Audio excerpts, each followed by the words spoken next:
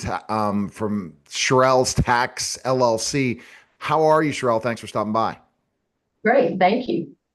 All right, so our topic. I just am excited about this topic because this is something where I guess all business owners will make this mistake in so many ways. Bookkeeping basics, how to stay organized and stress free. Why is good bookkeeping essential for every small business owner?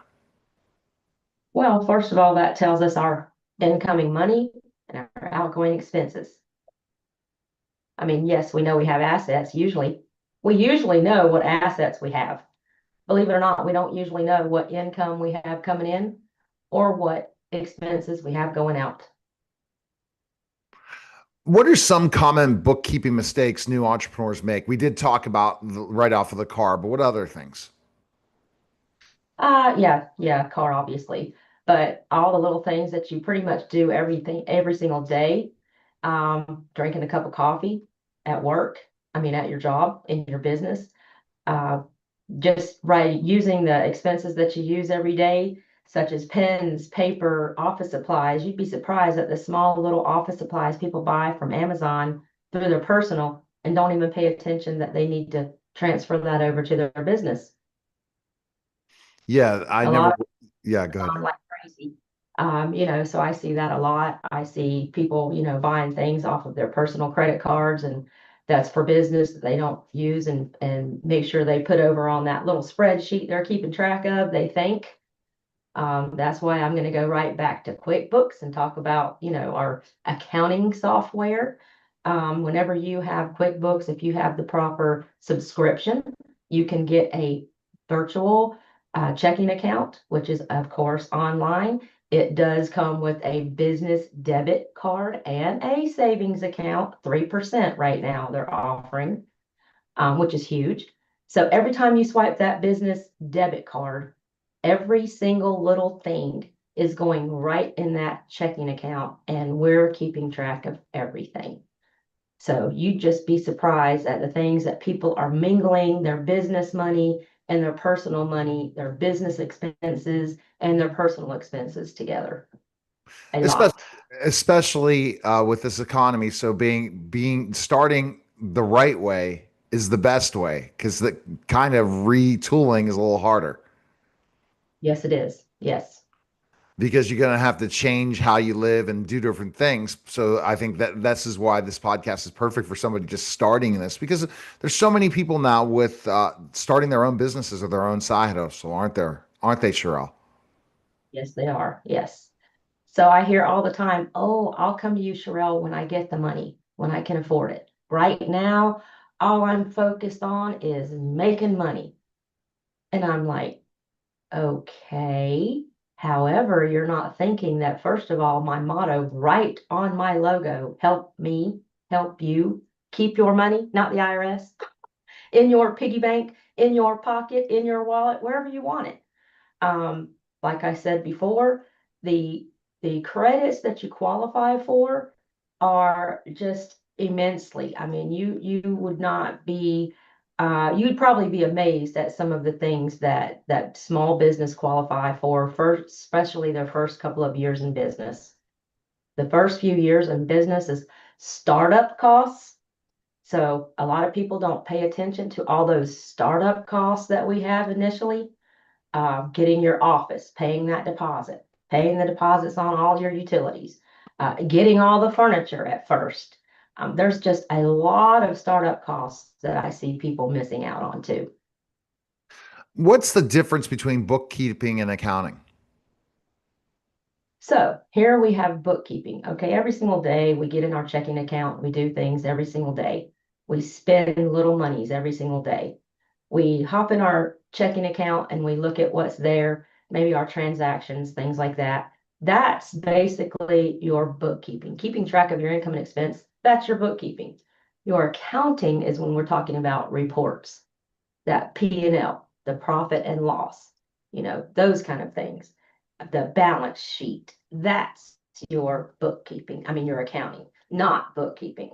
People sometimes don't understand the difference a lot of times, like you just said, between bookkeeping and accounting.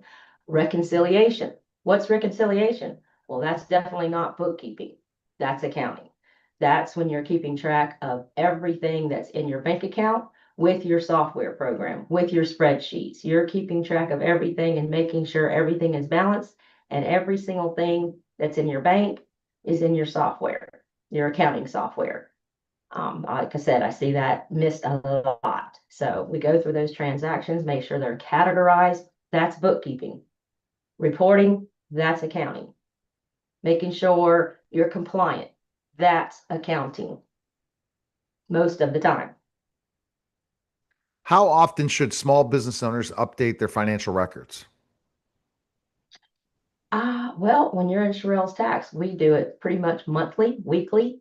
It depends on the size of business you have. If you have big business and you're making transactions daily, you need to keep track pretty much daily. I mean, if you get behind, sometimes if you have a big business and you have a lot of transactions daily, if you stop keeping track daily, then they get out of hand within a week.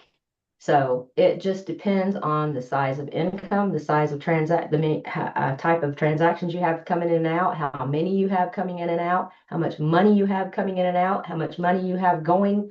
Yeah, that's a big one.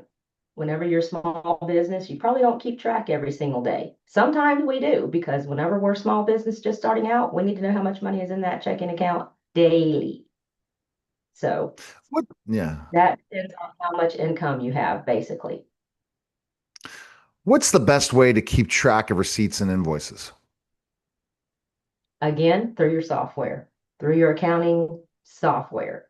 Most accounting software have this wonderful feature now that you can take a PDF of all these beautiful receipts you have laying all over the place in that Walmart bag or bucket, and you can attach those things right straight to your invoice, right straight to everything in your software. So again, software, your accounting software. Can you explain the importance of categorizing business expenses accurately? So yes, so actually, whenever you have different categories, whatever we do, first of all, depends on your business is the way we set up your chart of accounts. Your chart of accounts. Those are your office expenses, of course, your vehicle expenses, all of those basically each different expense is going to be a type of account. That's your chart. That's lets us know what expense goes here. This coffee goes there.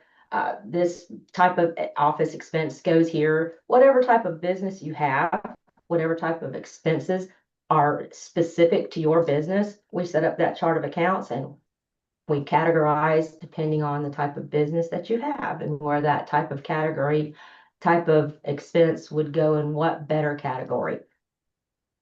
Does that make sense? Yeah, yeah, absolutely. I think it's something if you're not able to the categorization and the different things and you setting it up from the beginning and the get-go.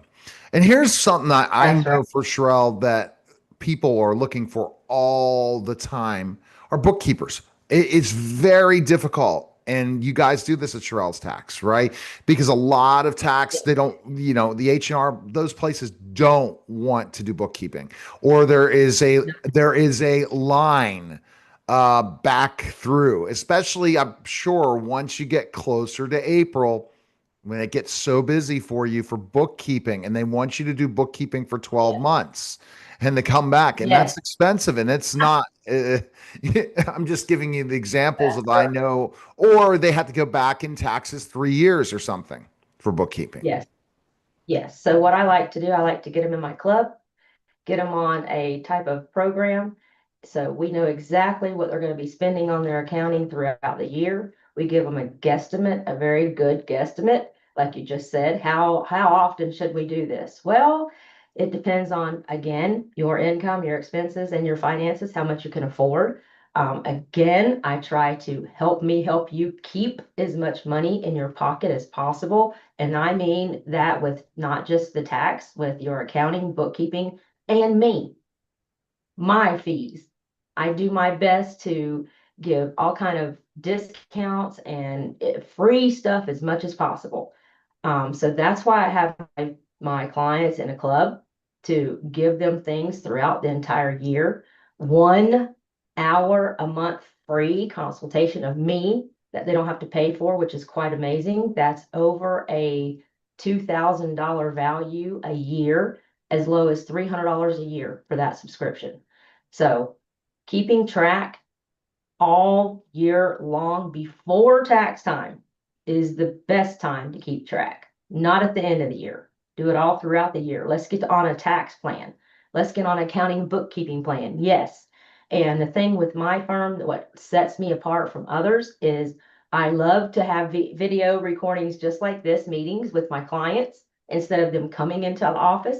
Let's have a video meeting. I record that. I show them exactly how to use QuickBooks the right way, and show them how to do simple categorization and simple things that they can do to help keep the cost down.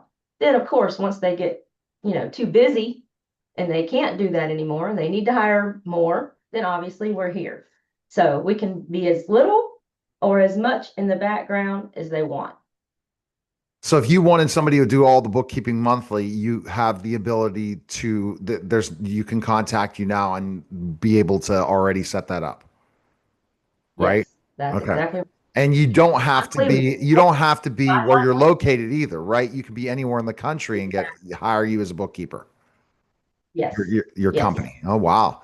That's huge because I don't think there are a lot out there, and that's a big thing and done for you that you can't have no, some of these tools that are out there. we don't have. I'm just gonna bring tools. They can't do bookkeeping. Tools can't do bookkeeping. No, no.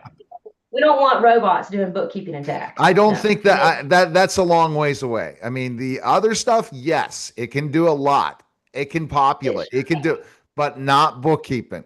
And a bookkeeping could no, cause you from either an audit or not an audit, or losing a lot of money because of it. that's exactly right. That's exactly right. So here at Sherrell's Tax, we kind of treat our clients like we're a tax auditor. So when I'm doing that bookkeeping and accounting and those taxes, I'm going to ask you questions that, yes, a tax auditor would ask you. And some people are like, Sherrell. Well, hey, I'm doing it for a reason. Trust me. That's why I do it, because I'm on the phone with the IRS weekly. Yes, weekly. And I have learned lots of little things from them. I know exactly what they're going to say or not going to say, or approve or not approve. All And we're right. 100% of our clients approved with the IRS, no matter what. All right. Best place to go is where? IRS.gov No, always, for you, other for than you. Sherrell's For Tax, other than Sherrell'sTax.com. Yes. yes. Yes. All right. I see people going to other websites, and I tell people always IRS.gov first, Sherrell'sTax.com next. All right. Well, fantastic, Sherelle. Thank you again. And thanks for coming by. All right. That was a special simulcast of the Neil Haley Show and the Sherelle